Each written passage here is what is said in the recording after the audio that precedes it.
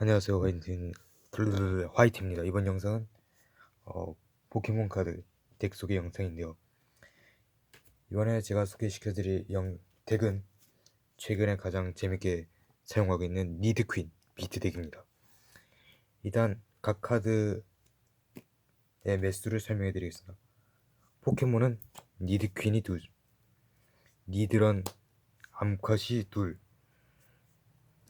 대짱이가 셋, 물짱이가 셋, 모크나이퍼 GX가 둘, 모크나이퍼가 하나, 나몰빼미가 둘, 메가니움이 둘,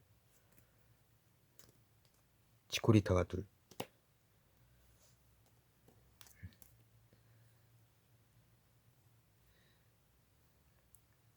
그리고 알로라 9테일 GX가 하나, 알로라 6테일이 둘. 다음으로 서포터는 블루의 탐색이 넷, 구즈마가 셋, 공박사의 강연이 둘, 글라디오가 하나. 아이템은 이상한 사탕이 셋에 포켓기어 3.0이 네, 3장, 포켓몬 통신이 3장, 그리고 네스트볼이 2장, 레스큐 탱크가 2장, 포켓몬 교체가 2장, 하이퍼볼 1장, 타이머볼 1장, 친구 수첩 1장, 리셋 스탬프 1장, 그레이트 캐치 1장, 구의 머리띠 1장, 스타디움으로는 잔잔한 물가 언덕 1장, 무인 발전소 1장, 에너지는 초부스트 에너지가 1장에 트리플 가속 에너지가 4장. 네, 이상입니다. 그럼 각 카드의 채용률과 쓰임에 대해서 얘기해 드릴 건데요. 일단 지금 제가 짠 이 덱을 간단히 설명해 드리자면 소형의 포켓몬들을 빌드에 전개한 다음 이 포켓몬들을 진화체인 포켓몬들로 진화시켜 그 포켓몬들의 특성을 사용해서 어드밴티지 벌어가며 그리고 상대의 포켓몬들을 쓰러뜨리는 덱입니다. 일단은 네, 이 덱의 필살기라고 할 수 있는 어택커는 니드퀸. 니드퀸은 기술 파워 레리어스로 이 포켓몬 자신의 벤치에 진화 포켓몬 수 곱하기 50 데미지를 추가하여 최대 260의 데미지를 줄 수 있습니다. 이걸로 현 환경에 있는 태그팀 포켓몬에게도 충분한 데미지를 줄 수 있고, 여기서 260이라는 숫자는 레시라무 앤 리자몽, 뮤츠, 그리고 아르세우스 앤 디아루가 앤 펄기아 같이 현재 환경에 있는 태그 팀들에게는 20의 데미지가 부족해서 이 포켓몬들을 기절시키지 못합니다. 그렇기 때문에 이 단점을 보완해 줄게 모크나이퍼 GX. 모크나이퍼 GX는 특성 패더 에로우로 자신의 차례 한번 상대 포켓몬 한 마리에게 데미지 카운터를 2개 올릴 수 있습니다. 이걸로 상대 포켓몬에게 미리 데미지 카운터를 2개 올려놓은 상태로 모크나이퍼 GX 그리고 니드퀸의 파워 레리어스로 기절시키는 플랜이 있고요. 그리고 대형 포켓몬이 아닌 소형 포켓몬, 예를 들면은 BGX 부류의 덱인 볼부비부비 같은 덱을 상대하기 위해서는 이 에너지의 장수가 5장밖에 안 들어있는 이유로 불리하게 싸울 수밖에 없게 됩니다. 그렇기 위해서 들어가 있는 게 모크나이퍼. 모크나이퍼는 이번에 새로 신규 확장팩 얼터 제네시스에서 추가가 된 신규 카드로서 기술 트래킹 슛이라는 기술로 데미지 카운터가 올려져 있는 상대의 벤치 포켓몬 한 마리에게도 80의 데미지를 주며 앞에 있는 포켓몬에게 80의 데미지를 줍니다. 기술에 필요한 요구 에너지가 무색 에너지 2개로 트리플 가속 에너지에 대응을 하고 있고, 모크나이퍼 GX로 벤치에 있는 상대 포켓몬에게 미리 데미지 카운터를 하나 올려놓은 상태로 배틀필드의 모크나이퍼로 트래킹 슛으로 앞에 있는 포켓몬을 기절시키면서 뒤에 있는 벤치 포켓몬도 한 번에 기절시키면은 트리플 가속 에너지 안으로 BGX의 덱에도 한 번의 공격에 프라이즈를 2장 얻어올 수가 있습니다. 대충 어태커로 보면은 이 두 포켓몬이 되겠고요. 그러면 비어태커인 카드 보조를 해줄 포켓몬은 물장이와 대장의 라인, 그리고 치코리타 메가니움의 라인, 식스테일과 알로라 나인테일의 라인에 대해 설명해 드리겠습니다. 일단 이 덱에서 가장 포켓몬의 가장 많은 비율에 차지하고 있는 포켓몬은 대장의 라인이 되겠고, 대장이는 특성 파워 드로우를 사용하는 것으로 페르 한 장 트래쉬하면은 덱에서 3장을 드로우할 수 있다는 엄청난 효과를 갖고 있습니다. 비교가 되고 있는 거는 조로아크 GX의 특성 거래가 있겠는데요. 거래 같은 경우에는 페르 한 장 트래쉬하고 2장을 뽑을 수 있다는 특성을 갖고 있지만, 대장이는 한 장의 트래쉬로 3장을 드로우할 수 있는 장점이 있는 반면 이쪽은 2진화체이므로 조로아크에 비해선 사용하기 어렵습니다. 허나 이걸 도와줄 게 메가니움. 메가니움은 특성 퀵 라이프닝 허브로 자신의 필드에 있는 기본 포켓몬을 2진화 포켓몬으로 바로 진화시켜줄 수 있는데요. 이 특성 같은 경우에는 이상한 사탕과 다르게 이미 이상한 사탕은 미리 전턴에 벤치에 포켓몬을 내놓지 않으면 진화를 시킬 수 없는 반면, 퀵 라이프닝 허브는 전턴에 있던 공간에 패해서 바로 꺼내도 바로 특성을 사용해서 진화를 시킬 수 있다는 장점이 있습니다.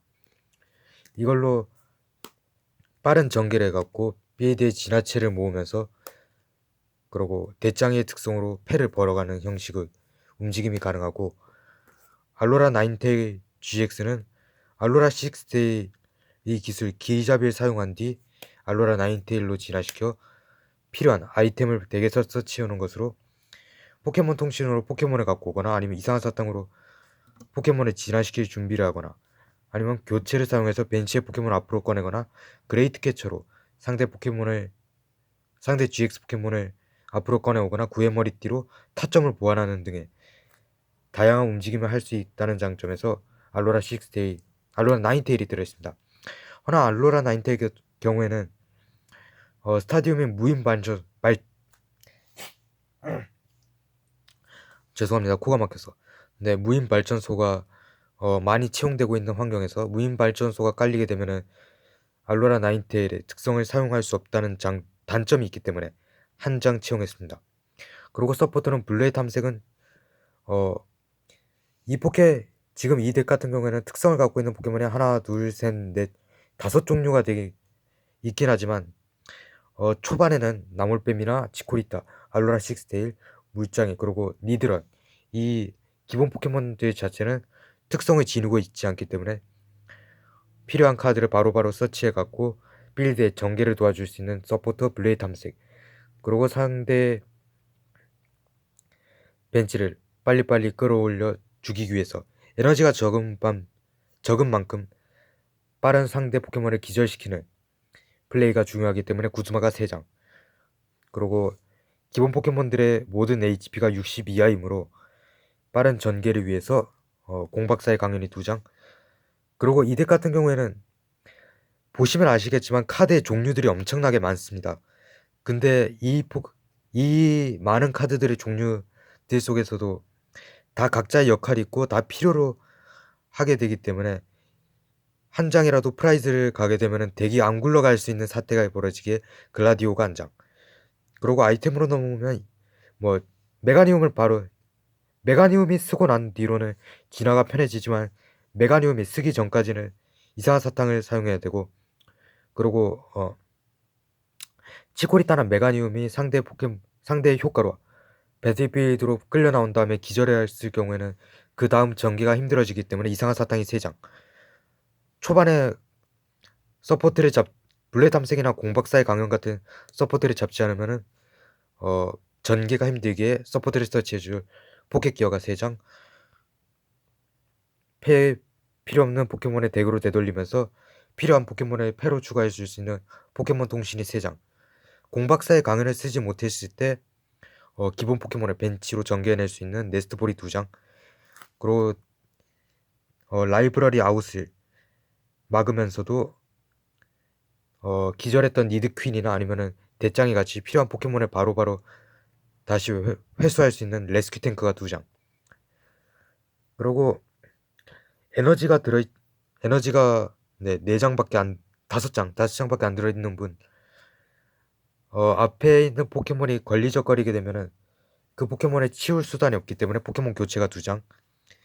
그리고 하이퍼볼은 기본적으로 포켓몬 통신을 사용해서 포켓몬을 서치해올 경우가 많긴 하지만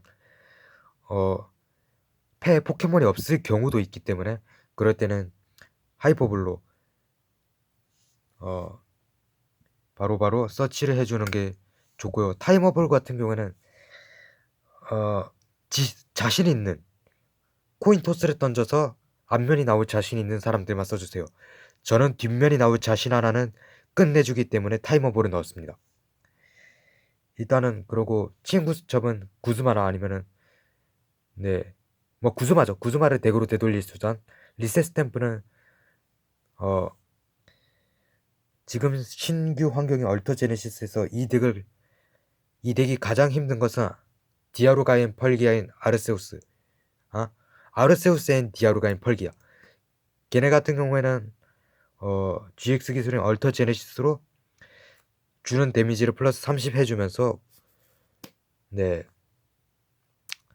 포켓몬을 기절시켰을 때 갖고 오는 프라이즈 수가 플러스 1이 되기 때문에 기본적으로 HP가 160에서 150 정도에는 이 덱 같은 경우는 얼터 제네시스가 사용된 뒤로나 한 방에 기절할 수 있기 때문에 상대를 막을 수 있는 리셋 스탬프, 그리고 포켓몬을 끌고 와서 기절시킬 용도의 그레이트 캐쳐, 타점을 보완하기 위한 구의 머리띠, 그리고 물장이나 알로라 식테이를 전개하기 위한 스타디움인 잔잔한 물과 언덕과 상대의 특성을 막으면서 상대 GX의 특성을 막으면서 이쪽에 유리하게 움직일 수 있는 무인 발전소.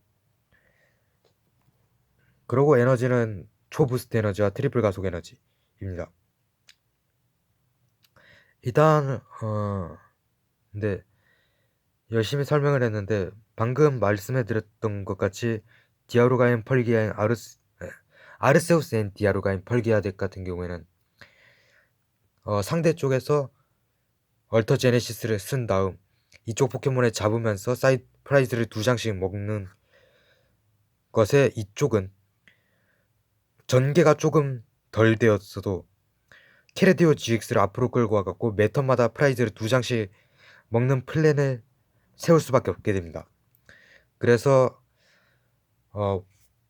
상대가 먼저 프라이즈를 6장을 빨리 먹냐, 이쪽이 6장을 빨리 먹냐인데 기본적인 움직임으로는 아르세우스 앤 폴기아인 디아루가인 펄기아는 포기하고 니드퀸으로 한 벤치의 포켓몬이 3장에서 4장 정도 모였을 때 바로바로 캐르디오 GX나 아니면 카푸나비나 GX, 데데네 GX 같은 HP가 적은 계열의 GX를 기절시켜서 프라이즈를 먹는 수단이 있고요. 아니면 지금 탑 환경 같은 경우에는 레시라모 앤 리자몽은 대짱이가 초부스트 에너지를 달게 되면은 하이드로 펌프의 데미지가 160이 나오기 때문에 이걸 약점을 사용해서 320 데미지 줄 수도 있고, 또는 뮤츠앤뮤죠. 뮤츠앤뮤는 특성을 없애는 지라치 GX만 처리하고 나면은 니드퀸의 니드퀸이 뮤앰 뮤의 약점을 찌를 수 있는 초타입이기 때문에 무인 발전소를 깔아놓고 니드퀸으로 때리면은 쉽게 잡을 수가 있게 됩니다. 네, 지금 그리고 아까 설명했다시피 BGX에 같은 경우에는 상대가 한 방에 이쪽의 포켓몬을 죽이는 화력을 갖고 있는 BGX의 덱 같은 경우에는 니드퀸이 아무리 때려봤자 5번밖에 못 때리게 됩니다. 그렇기 때문에 이번에 신규로 나온 모크나이퍼 GX의 화력이 매우 중요하게 되는 시점입니다. 그럼 대충 덱에 대한 설명은 이걸로 마치도록 하겠습니다. 그리고 벵가드의 최신 부스터 최용 딜 근절자를 기대하신 영상이 업로드되길 기대하시는 분들에겐 정말 죄송하게 되었는데요. 최용 딜리터 같은 경우에는 지금 팩을 개봉할 수는 있는데 박스 자체를 개봉할 수는 없을 것 같습니다. 한 박스 온박스를 사갖고 개봉을 하기 힘들 것 같고요. 지금 금전적으로 문제가 매우 심각한 게 이제 곧 있으면은 닌텐도 스위치 신작 게임인 포켓몬 소드 실드가 발매된다는 점에서 주머니 사정이 매우 안타깝도록 고갈된 고딩입니다. 그럼 다음 시간에 뵙시다.